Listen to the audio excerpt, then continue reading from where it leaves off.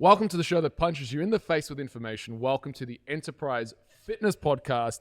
Today, we are going to be discussing how to choose a personal trainer. I am joined today by Coach Cristiano Colla and his first appearance on the show, and Ari Otis, Aristotle. It's good to see you. Where's Plato? Howdy, good to be back. He's at home. He's a bit camera shy, so I stepped in. So thank you. Here's to a second appearance. Seneca was my first choice, but it's good to have Aristotle here anyway.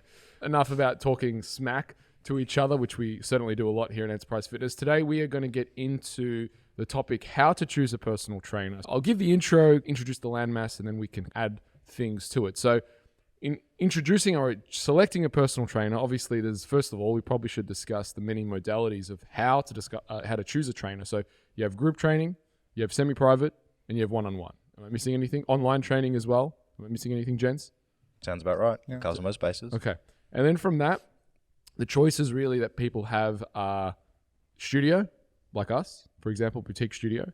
You have big box gyms. Say, for example, you Fitness First, Good Life. And I know, Cristiano, you spent some time at a Good Life. Yeah, short one. Yeah, as short run, as I spent some time at a Genesis. And then I went to a local gym as well. So there are choices there. And then you have your kind of group fitness, semi-private models, which are more like your F45s, your what's the other one? Body Fit, and there's quite a few of these around. And then you've got your CrossFit boxes as well. And all of them offer, obviously, something that is online. You've got no shortage of online coaches today on Instagram. And you've got online group, and you've also got online in the sense of one-on-one, more of a personalized service where you're really going to the coach for a specific thing. So it's like you're a power lifter and you want to get a powerlifting coach, right? So you go to specific powerlifting, that's your online. So you have there's a lot of choices today. How does someone choose and vet a personal trainer? Do you want to add anything to that I've said so far? Look, I think you covered all bases in terms of what's out there. I think it's actually quite eye-opening when you articulate all that in one shot and you realize how many options there are for people and how overwhelming it can be. But I also forgot one. Boot camps. So boot camps as well is in that mix too. Absolutely. And I think when you realize how oversaturated, in a sense, the industry is in not just the services that are offered and the information that's out there, how overwhelming it can be for people of any experience level, but especially impressionable people, especially young people who are looking to start their journey and looking for where to start. Yeah, and I think another thing that I'd probably add on that as well is then you have, even in fitness, you have different niches of some people want to do yoga, some people want to do handstands, some people want to do movement-based stuff. What is it called? Calisthenics. Calisthenics, thank you. Lost the words.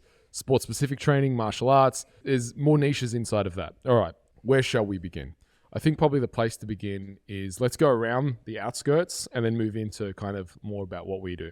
So let's look at the first one. So if you're looking at a low price option as a PT of someone to train you, you're probably going to be looking at a group. The bigger the group, obviously the less it's going to cost often, right? For example, if you go do boot camps, usually they're going to be a group fee that you're going to pay, and it's low cost and everyone shows up at the same time. But obviously in those models, they're not personalized. Everyone's going to get the same workout. Maybe a few different things regress. Instead of someone's doing a full squat, someone's doing a half squat, that kind of thing. But for the most part, boot camps are going to be generic, and because there's so many people to serve. Then inside of that, you have the semi-private. So the semi-private is where it's usually 4 to 6 on one trainer. And again, everyone's getting the same program. And what I've seen in my experience, I don't know about you guys, but what I've seen in my experience with a semi-private model is the screening aspect of when people are let in, there is no screening. Really. So I remember I was speaking to one coach who ran this model. He gave everyone snatch grip deadlifts. Not everyone can do snatch grip deadlifts, and that's the entry. Definitely what we see. Most people can't perform a snatch grip deadlift. So the regression of being able to run these programs is somewhat limited upon the clientele. But again, it's a cheaper way for the customer to then consume this, but it's definitely not personalized. And a lot of things do get lost, and sometimes people do get injured. One of the ones I did forget in that is CrossFit.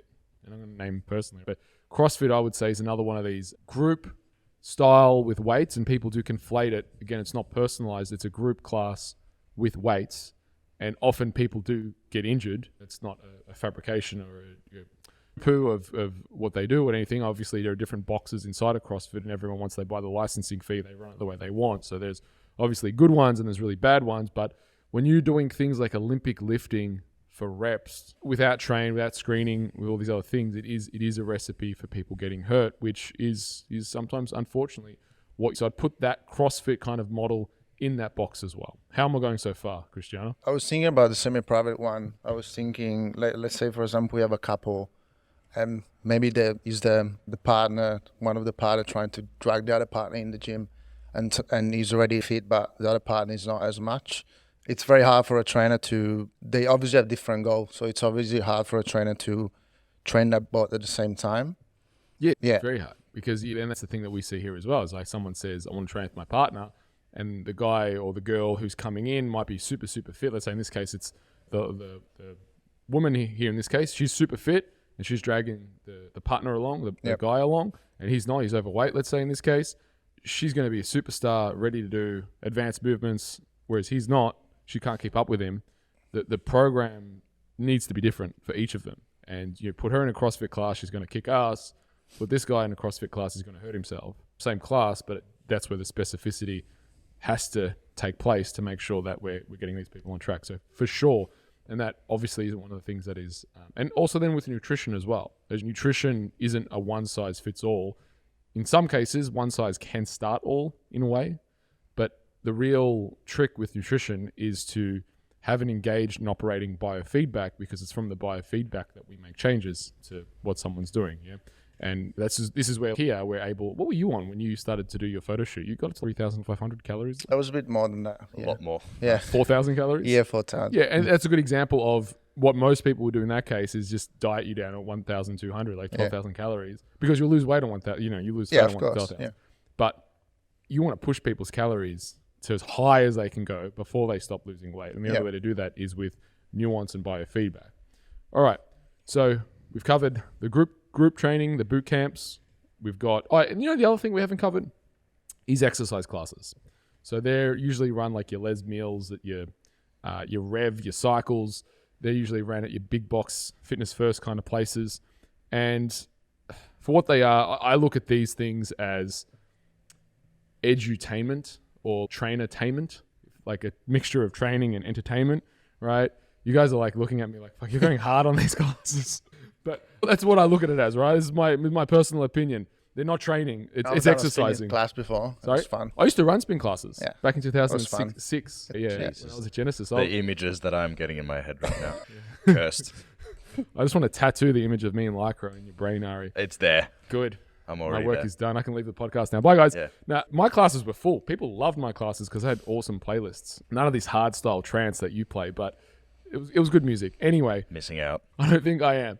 But so they're not bad. They're not, but they're not. It's exercise, not training. Training is when you lift up a dumbbell, a barbell, you enter the gym with a purpose in mind. Exercise is just doing busy work. And I look at the group classes for the most part as a lot of busy work without a directive goal, because we're not screening, we're not addressing dysfunction, we're not addressing what is the deficiency or discrepancy. Of course, how could you in a class of over 30? You can't. Everyone's doing the same thing. It's fun. It's the community aspect of it. It's exercise. It's not training. So for a very low barrier to entry, I'd probably say that's like the lowest barrier to entry in terms of doing something inside of a gym. Then you have boot camps. Then you're semi-private. Good? Yeah. I'd like to speak on the little experience that I had before this in a well-known group fitness gym. And yeah, just elaborate on what you've just said a little bit further. You definitely get what you pay for in terms of how much a gym can ultimately individualize the programming approach. Definitely the biggest thing that was of the most value to a lot of these people is exactly what you said, the community aspect, where you see a lot of the same people every day, you get around each other, and I think that's a great aspect of it, because I think the North Star in everything that we do in terms of the programming and the nutrition and lifestyle advice we give to people is whatever is going to be the most sustainable is what you enjoy. In that sense, I think it does a good job in terms of getting people's foot in the door.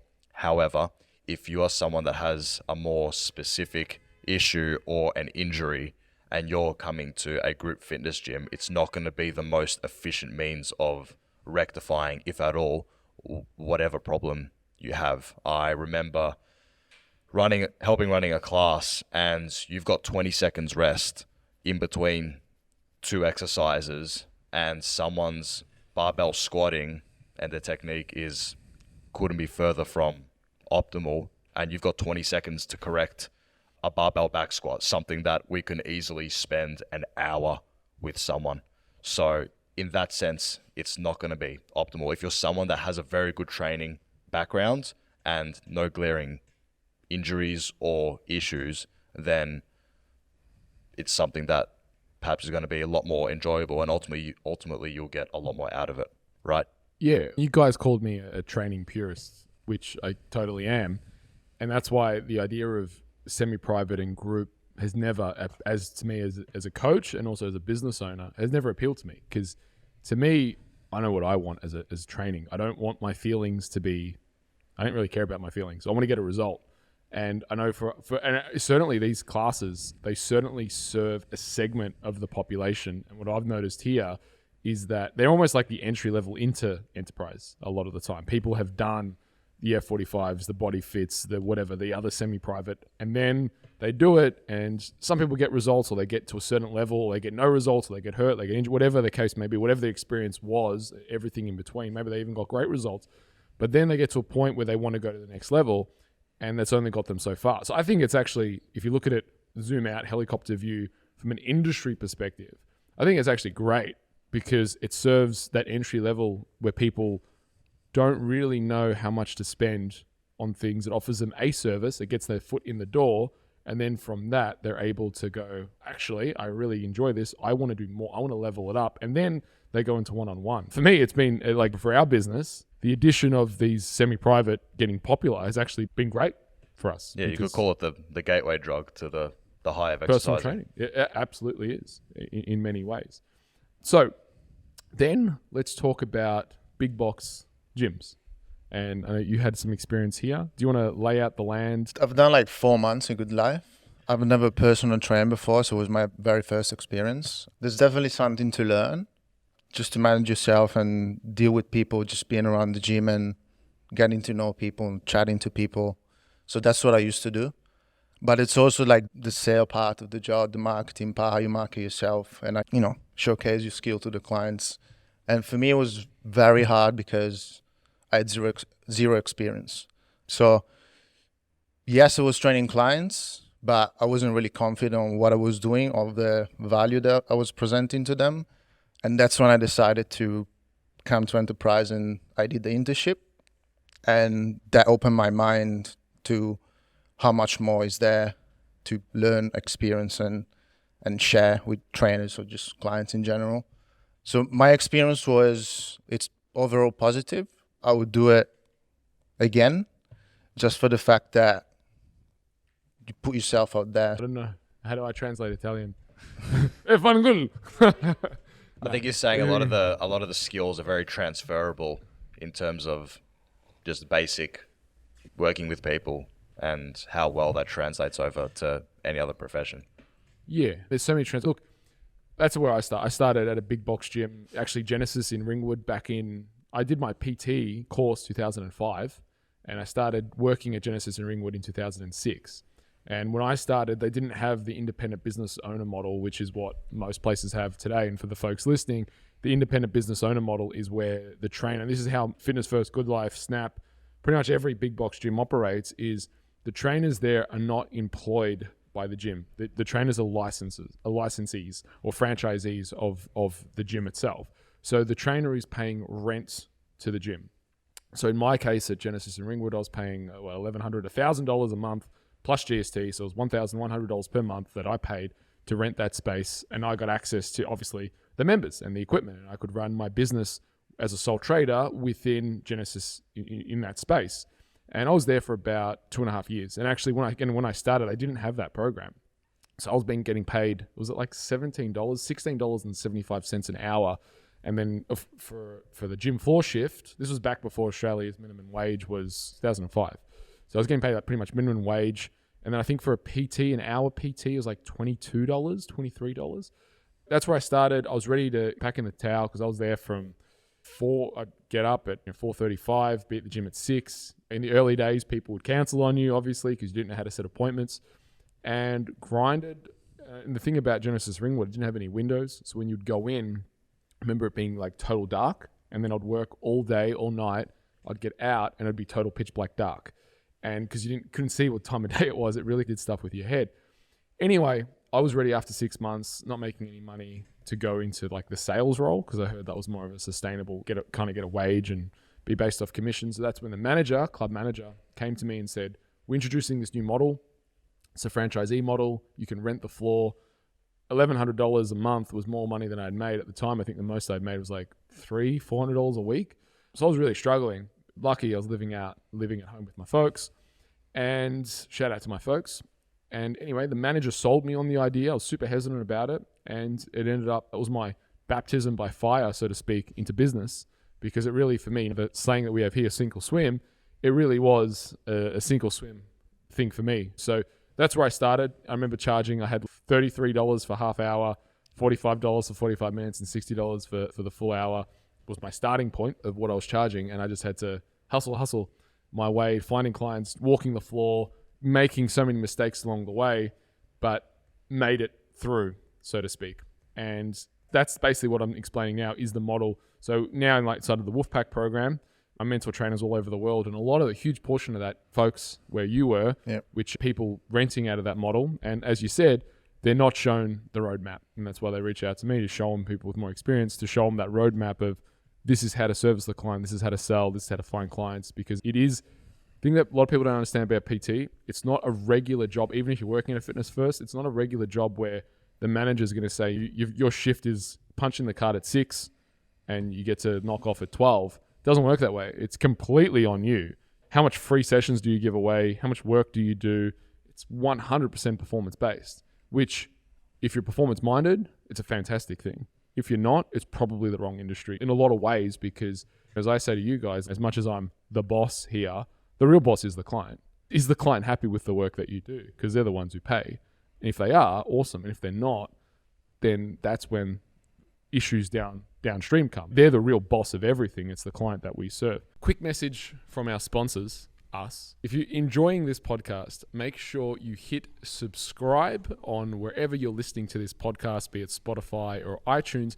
And also go right ahead and check out melbournepersonaltrainers.com. Hit the resource tab and you can actually download the digital version of this completely free. This is our user manual. It's loaded with shopping lists, our questionnaires, our how to set goals, serving sizes, and a whole bunch of stuff. Really quick, easy reference guide that you can use. And of course, if you want to dive deeper into our world of nutrition, check out the Enterprise Diet book. It's on Amazon if you're an international away from Australia. And if you are within Australia, check out enterprisediet.com to order your copy today. All right, back to the podcast. What you've just said, obviously client experience is the most important thing. But going back to ultimately justifying our worth in terms of why one-on-one personal training is the top end of the spectrum, and why I love working at Enterprise, is that it unites a lot of the good qualities of gym environments that we've just spoken about and brings it all into one. You obviously get the one-on-one 100% tailored service of working with any personal trainer here, but being part of a team here, you also get the community aspect that a lot of people would enjoy in a CrossFit or a group fitness gym environment. Sorry, I'm getting sidetracked because I'm just thinking about what you said before. And let's be honest, even if you were making enough money to move out of your house, your parents would have still have had you there because you're Italian. And yeah, most Italians don't move out of the house until they're 45. Yeah, That's not true. no. No, yeah, you moved out. If my parents have my way, I'll still be there when I'm 40. Let's be honest. You're real Italian. Yeah, Italian. proper, thing. yeah, I'm a proper generational half Italian. Italian. Yeah. So my parents came from Italy, and my mum's fresh off the boat. She came off the boat. My dad was off. His folks came by plane, and I think he was either in my grandmother's stomach at the time or born straight after us. Both my mum and my dad had very Italian upbringing. Where both their parents couldn't speak English. They were both Even less than 50% Italian in that case. So coming back to this topic of the show, challenging my Italianness. Anyway, So come back to this topic. So basically, let's bring it back to now talking about the one-on-one aspect. And actually, before we do that, let's talk about online. So online, there are a lot of providers online. And unfortunately, again, as with everything, there are really good providers and there are really bad providers. I would say for the most part, if you're a beginner, online isn't something that I would recommend at all. And the reason for that is because you do need to be shown. Training is a kinesthetic thing. I could say you can watch a video of someone doing a squat and you can try and teach yourself and you can think you're doing it right. And then you go to do it and it's still wrong. And it's one of those things that your unconscious competence, or what is it? Unconscious incompetence.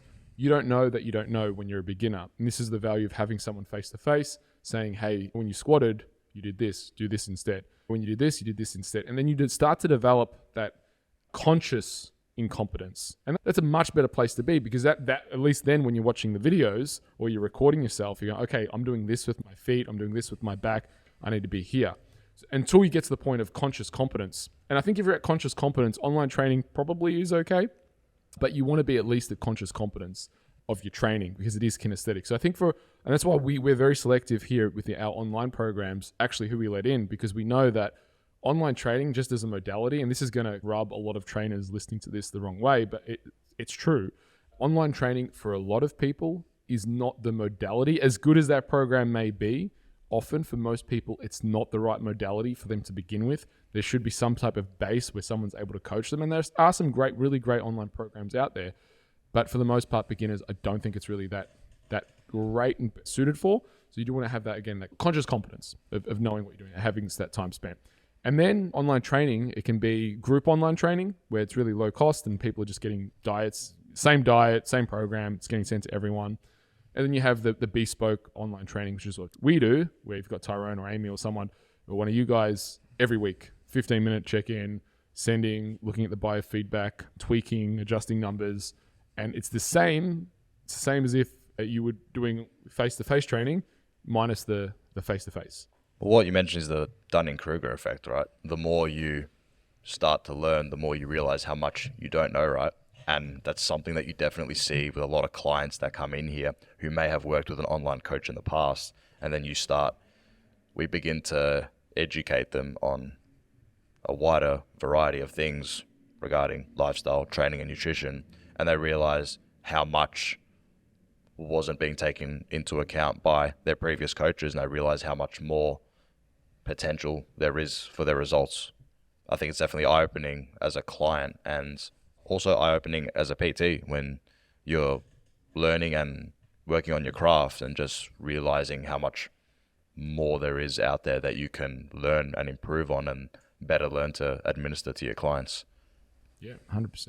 And so now let's talk about PT one-on-one and what we do. And so you have obviously the one-on-one PT, which you can go to a big box or you can see a trainer, and then there's one-on-one PT that we provide, which is in a studio. And I suppose in saying this, part of this, I should also explain the backstory of how Enterprise came to be, because then you could probably look at why we charge some of the rates that we charge and why we do what we do and how I've come to some of the decisions that we've made as PT. So let me start with this story. I was working at a fairly big gym and we were doing a program 8x8.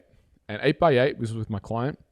8x8, basically you pick 2 exercises. Vince Gronda, 8x8. You guys know the program. You pick two exercises. On this night, we were doing lat pull down and incline bench press. And does 8 reps, then goes to the lat pull down, does another 8 reps, goes back to the incline press. And we were about on our 4th round in. We still had another 4 to go. And as we walk to the incline press, someone takes our bench. And I'm like, man, I wish I could say that this was the first night it happened. But the problem was it would happen multiple times a day with multiple clients. And I remember thinking in my head, you know what I want? I want a studio. I can just train clients exactly the way I want to train them. And I don't have to deal with anyone taking my equipment. And in fact, if I do have any trainers there, I just give them a look. And they know exactly the deal. Because I said to this guy, can we work in with you? And we almost got to, he's like, no, you can't work in with me, blah, blah, blah, blah, blah. And it's on it, dude. It came a very constantly a confrontational environment of, you'd have to confront people, hey, I'm using this, and you'd have multiple towels running around the gym, and members would get really annoyed at you for taking up so much equipment. I just remember thinking, like, wouldn't it be nice in an environment where I can just give like the other trainer Ari a look, being like, hey, yep, cool. And that's what I wanted. I get so many dirty looks. By all their trainers here. Like, Ari, take a bit. But the point is, it's just part of the culture. Like, if you're not using it that second, someone else is going to use it. And then when they get off, they just assume that you're going to use it, right? It's not a big deal because it's not a big deal, right? And I just thought, wouldn't that be nice? And wouldn't it be nice that the client can come in and do their warm-ups in peace? Wouldn't it be nice if I didn't have to yell over the techers, if I didn't have to yell over the music, if there wasn't... You still have to yell over the music when you're here. Wouldn't it be... But your music you play most of the time is pretty good. I wouldn't have it any other way. Wouldn't it be nice if all of the members here were just of a level caliber that just isn't seen in gyms? Obviously, when you go into a gym, big box gym, people on their phones, people talking, just wasting time on the equipment, like taking 10 minutes between sets on the cable, and they're taking up 2 cables now. Wouldn't it be nice if everyone at the gym came in for the sole purpose of getting their results? Wouldn't that be an amazing environment where it was a coach's paradise? And that's what I wanted to create, with the best of equipment, not compromising. None of this, this machine's out of order. This is the shit bar, but we're stuck with it tonight because everyone else is using the good bars. Better not look at that guy because he's just done 5 cycles of testosterone in one day and he might bash you because he's on roid rage, or whatever the case may be, right? Or the smelly person who hasn't had a shower in 5 days. What if I could just get rid of all this shit, get rid of all of it, and just provide the very best service in a way? And that was Enterprise. That's what I wanted for Enterprise. That's what I want for Enterprise, is that, as you said, taking all the best elements, getting rid of all the kind of not so good elements of the big box gym scene, and just providing it all in one space where have a world-class gym, be able to provide a world-class service, and people come in and know why they're coming here, which is the mindset of, we are here, you're here to get an outcome.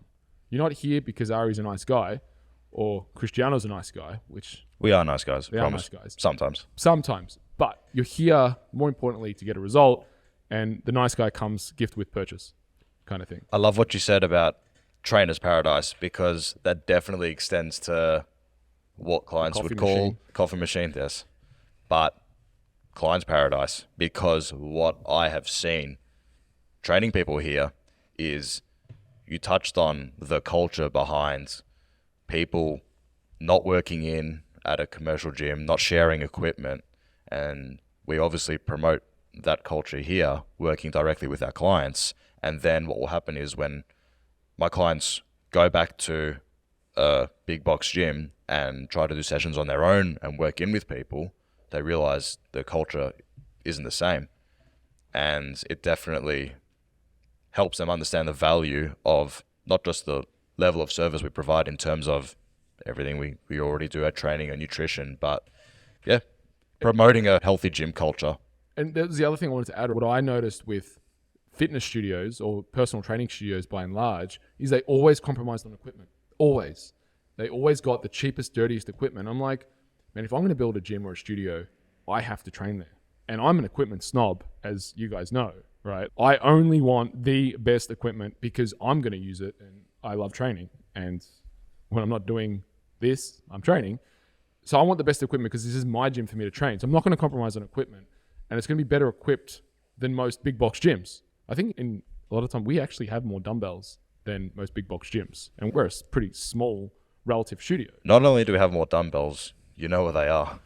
Nothing is worse than going to a big box gym and you've got you're looking for a pair of 6 kilo dumbbells, you find one, and then you realize the other one is upstairs. Oh, good times. That was the thing, right? I didn't want to be like every other PT studio, which compromised. It had to be better equipped as well. In that, the way we provide our service at Enterprise, it is like an Enterprise, it's not just about what we do, it's also about who we say no to. So one of the reasons why we charge what we charge and we position ourselves the way we are, and we have our minimums of 12 weeks and all this kind of stuff that we do with clients, is because of the fact that we also have to say no to a bunch of people. We're not 24-hour. We are appointment only. You can't just walk in any day and go, I'm going to train. You can't come in and say, here's my $20, I want to do a casual session. Or can I have a membership here? We only do PT when you are with your trainer. You have their undivided attention for that full hour. We don't do half hours, 45s, none of that, because we want to wow you, want to give you, want to get to know you, want to correct your form, and give you something rather than just teach you training or exercise. We want to teach you how to train so it can become a permanent fixture and part of your life. How do you normally approach the conversation with the clients comes in and they want anything but this? They want anything but this? Yeah. Because they don't know what we're doing, obviously. We obviously explain obviously this is part of the conversation, the initial conversation is finding out what their goals are. And I've had people say, you sound really intense. And my answer to that is, yeah, we are. Like, look, we'll meet you where you're at. Are you here for a result? And some people will say, no, I don't know if we're right for you. And I've said that to people before. I don't know. And it's cool. You want to do something that's a little bit less of an investment. I don't apologize for the investment that I want our clients to make. And as you've seen, like clients who do invest, they get the results. Yep. And there's so many clients where we have amazing transformations, but that I don't apologize for the fact, because if you want to get that level of result, you have to invest. And if you're not ready to invest, great, go do one of these other things and then let that be the kind of the entry thing to get you warmed up. And it's not to say we don't, because this is one of the big fallacies about enterprise fitness, is that we don't take on beginners or you have to be advanced. We've taken on heaps of beginners, heaps of people who the first time they've ever been to the gym is here. The only commonality with them all is mentally they were ready to change and they wanted to change. That's it. It doesn't matter actually about your experience on the gym floor. In actual fact, if you're a beginner, it's often better that you start here. But your mentality towards you wanting that change, that's what needs to be there, and the follow through, I think. The understanding that it starts and ends with the client is always something that I do my best to drill into people. We can, like anyone looking for any kind of service, right? We can only provide the tools that they need to change, but at the end of the day, they're the ones picking up the weights, putting or not putting food in their mouth. They're the one that the action's finished with them. Absolutely. Final thoughts or final questions on this topic, gents? If you had to summarize it in one sentence, why should I pay what I pay to train at Enterprise? One sentence. Ooh, one sentence. Results. 3 words. Results is one. Can I just say? I would say community. Yeah, it's interesting you say community. What would you say? I would have said community. Fun. There we go. Fun is sustainable. Community, fun, results. Yeah, community, fun, results. Look, the reason why we charge what we charge is, as I said, it's not just to have all the best equipment from around the world, to give the client that undivided trainer's time, to include the program and nutrition, the structure, to train our trainers to the level at which they can deliver excellence time after. And I've been doing this for almost 20 years and I've had this studio for 10. Faces may have changed over that time, but the one commonality is every trainer that comes through here becomes excellent. And the reason for that is because we never lower the standard of what we do. And we do impart, we have that abundance of sharing knowledge and making sure, because that thing in business, it's what if you train a staff member and they leave? What in my head, it's no. What if I don't train a staff member and they stay? That's a massive cost. So it's in the business's best interest that we give our people everything that we know so they can give our customers everything that we know. And that's what's ultimately creating raving fans of the business. So we're not, and even with Wolfpack, I'm giving away heaps of free information often to even quote unquote competitors. I believe fundamentally, like high tide raises all boats. And it also, the other thing, it pushes us and pushes me to get better. So you just gave away your best stuff. I got to figure out some even better stuff and get back to you, kind of thing. So the reason is it's all the things we include, but it's also all the things we are then able, by charging that, able to say no to. And as I said, we do have the capacity. You are one person. You're only able to take on so many clients. For you to be that full-time role, you need to be paid for that. And the better you pay, the more motivated, obviously, you're going to be as well. And you're going to want to wow the client because you're getting paid well. And that's the thing. I don't look at business as, and this is where I talk about the narcissist versus the altruist in business. And real quick, in you, there's 2 wolves. Wolf 1 is the altruist, which would do anything for anyone and it's all about serving the client and would give everything away for free and take the shirt off your back just to serve and to give. And that's one perspective. The other perspective is the narcissist, which it's all about you. When do I get paid? How do I make bank? Both of those are illusions and deceptions, because what happens if you're purely altruistic in business, what will happen is you'll end up hating your client. You'll end up resentful of the client because you didn't get paid your worth, and therefore you start coming late to the client. I'm not going to do my best work today because I'm not getting paid enough. And if you're narcissistic, you know what's going to happen. You're going to make some quick money, but people aren't going to want to stick around. They're either going to burn out. You're not going to have any retention. You're not going to have any relationship with people. You want to marry the two. You want to go over and above for your client, but you also want to be able to get paid and get rewarded for the work that you do, because that's motivating in of itself to do better work. And that's where in my head as a business operator, I try and structure our prices to go, what inspires us as a business? What enables us as a business to give even more? And yes, money is a part of that. These podcasts, these videos, the book, everything we give to the client, the merchandise, all that stuff, it costs money. The best equipment in the world, it costs money. Building a building just for our clients, your coffee, all that stuff, it costs money. Being able to charge what it's worth and then being able to push that in a way that goes, right, how can we give even more? How can we do it even better? So when you operate on the edge of those two things, I think that's probably where magic happens. And I think that's probably a good place to close this podcast on. Alrighty, guys. So where can people learn more about you? You can find me on Instagram at coach.reo and inside the four walls of Enterprise. And Cristiano? You can find me right here because I'm not on social media, but I'm thinking about it. So come see me face to face. All right, guys. My name is Mark Atobry. You can find me on Instagram at Mark Atobry. And obviously, and of course, check us out on the web at melbournepersonaltrainers.com. And if you're a personal trainer wanting to learn from us, check out enterprisefitnessacademy.com. And finally, if you're listening to this on whatever podcast device you may be listening to this, hit subscribe, leave a review, and share it with a friend. If you've got any value of what we've spoken about today, helping us get the message out helps us do more of these shows if you've enjoyed it. And till next time, the next show, folks, train hard, eat well, and supplement smart. Are you frustrated with your diet, not knowing what to eat, when to eat, macros split, whether you should do a meal plan? Well, I have a solution for you. It's called the Enterprise Diet. We have literally transformed tens of thousands of people's lives. These are the exact principles, systems, methods that we use in creating the head-turning results that we do time after time for over a decade here at Enterprise Fitness. You can check it out at enterprisediet.com. This took me 3 years to put together, and I'm very proud to share it with you all. It literally is like taking everything that I know in here and just putting it on paper for you to download today. So check it out, enterprisediet.com, and grab your copy today.